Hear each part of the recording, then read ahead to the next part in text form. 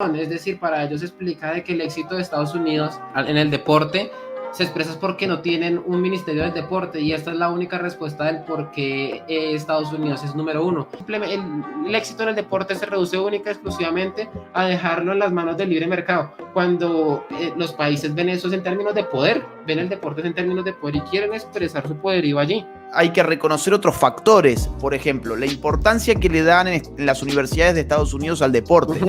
Es una importancia que en ninguno de nuestros países se le da, donde te pueden becar, por más que seas un bruto total, si sabes pegarle bien a una pelota o tirar bien a un aro, entonces vas a tener allí pagado toda tu carrera universitaria y te van a permitir incluso que repruebes todas las veces que quieras, porque la universidad necesita tener un buen equipo deportivo, y no solamente en básquet o en fútbol americano. Las universidades de Estados Unidos apuntan a prácticamente todos los deportes. Entonces eso, por ejemplo, a mí me parece un factor mucho más significativo para explicar por qué Estados Unidos es una potencia deportiva, y es un factor que no tiene demasiado que ver con el hecho de que haya o no haya un ministerio deportivo.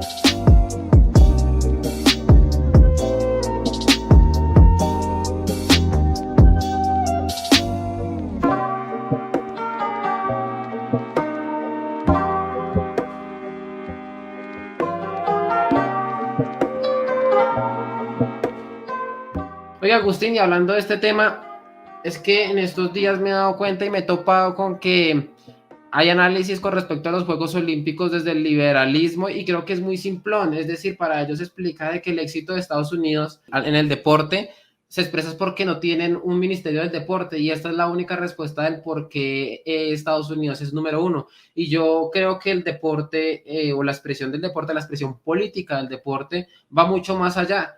Es decir, para los que no sepan, yo estudié licenciatura en deporte y tuve una materia que se llamaba Sociología del Deporte, y allí un autor que me recomendaron mucho y que de hecho también se lo escuché a Miguel Ancho Bastos, que se llama Norbert Elias. Él tiene un libro que se llama Proceso de la Civilización, pero él tiene otro libro que se llama Proceso de la Civilización, que tuve la oportunidad también de estudiar. Y hay otro libro que se llama Deporte y Ocio en el Proceso de la Civilización. Y sí, lo conozco.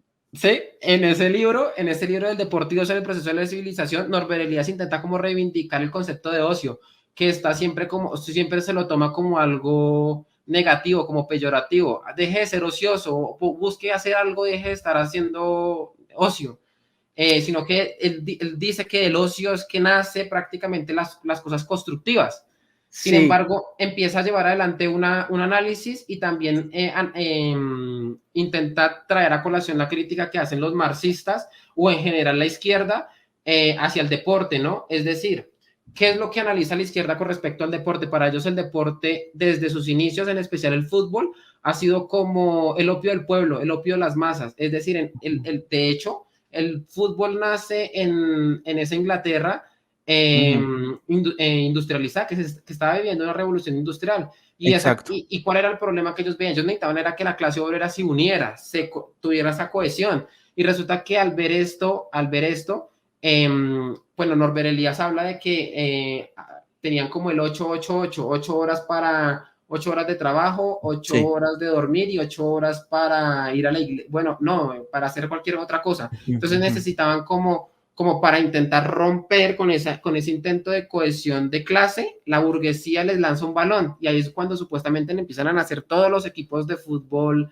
de hecho todos los primeros equipos de fútbol nacen en Inglaterra. También eso es. Entonces, claro, la izquierda, ¿qué pasa? Identifica como que el fútbol es el opio de las masas y saca, y por eso en Colombia o en países donde la derecha manda, no sé si en Argentina pasa exactamente igual, dicen que no deberíamos estar mandando o haciendo eco del deporte, que porque el deporte es una cortina de humo y no permite ver la realidad social que estamos padeciendo aquí en este país, que desde que el fútbol nace se presta para que la oligarquía y la burguesía se esté manteniendo, y toda esta cuestión. Y si a eso le añadimos de que, por ejemplo, en la época de la Guerra Fría, el deporte tuvo, mejor dicho, la Guerra Fría, una parte de esa Guerra Fría en donde sí se dio una guerra caliente, y es en el deporte.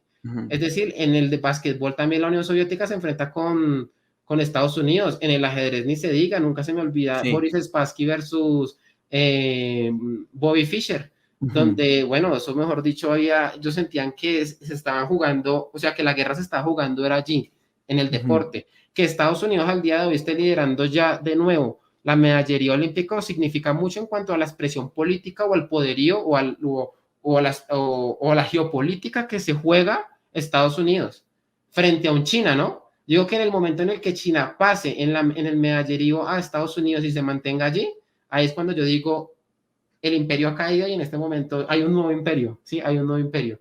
Yo creo que ese es un análisis como más certero a decir única y exclusivamente, el éxito en el deporte se reduce única y exclusivamente a dejarlo en las manos del libre mercado, cuando los países ven eso en términos de poder, ven el deporte en términos de poder y quieren expresar su poderío allí. Mira, habría que también investigar si hay si hay países, yo supongo que sí, países que no tienen Ministerio del Deporte.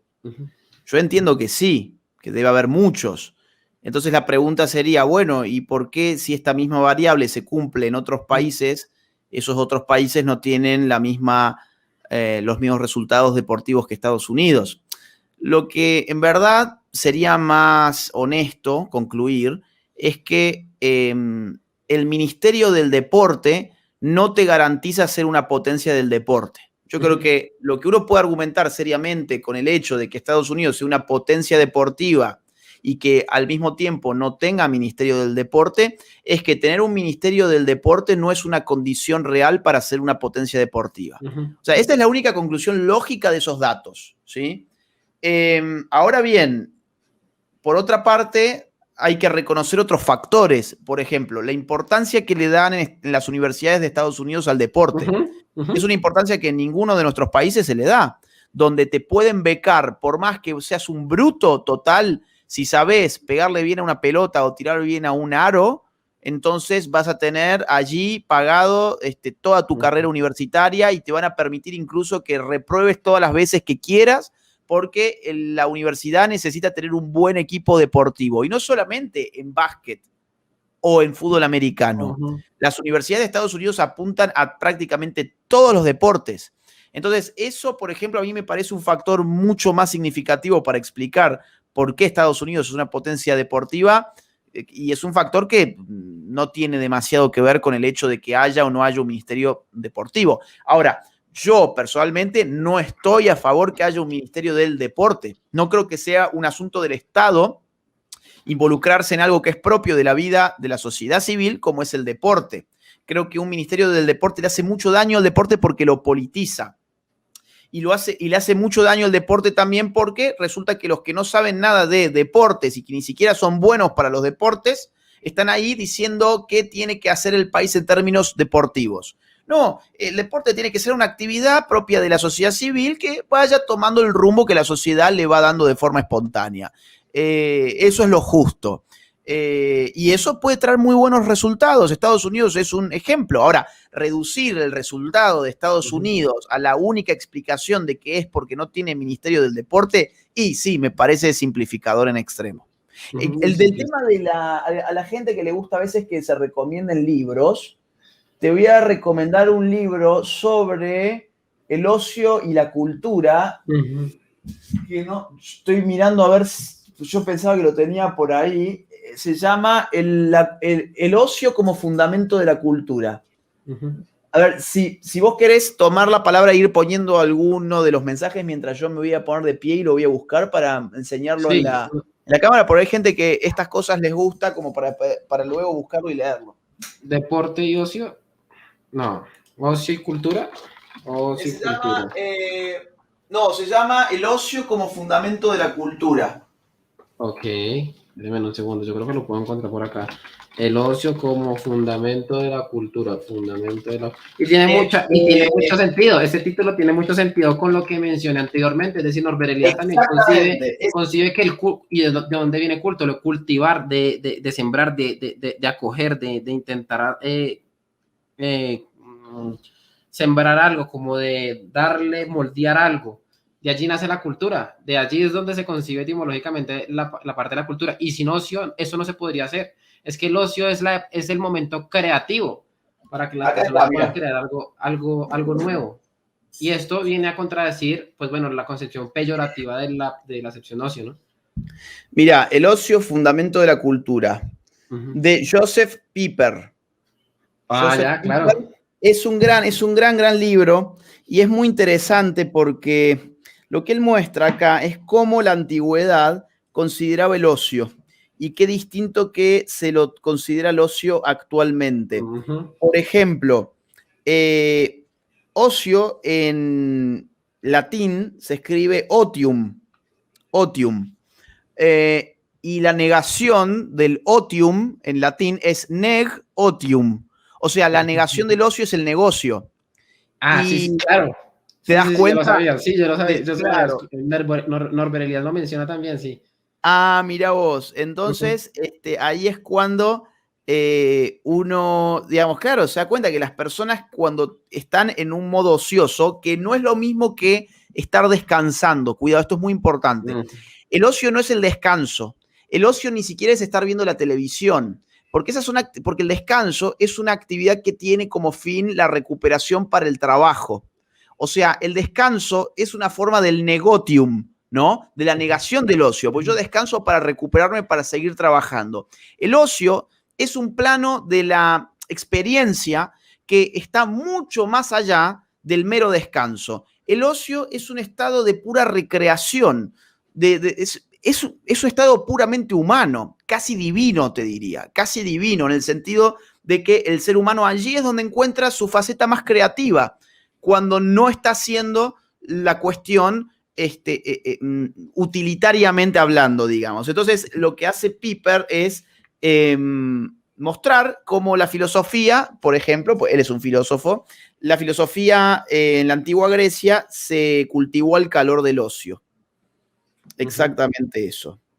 Claro, y por ejemplo, yo me doy cuenta que a países que conformaban la Unión Soviética como Estonia, Letonia, Lituania, bueno, un montón de países más, Armenia, Sí. al día de hoy tienen selecciones fuertes en diferentes deportes, y yo digo, donde la Unión Soviética se mantuviera, Dios no lo quiera, al día de hoy tendría selecciones fuertes, y allá pues obviamente el Estado lo hacía, financiaba todo, ¿no?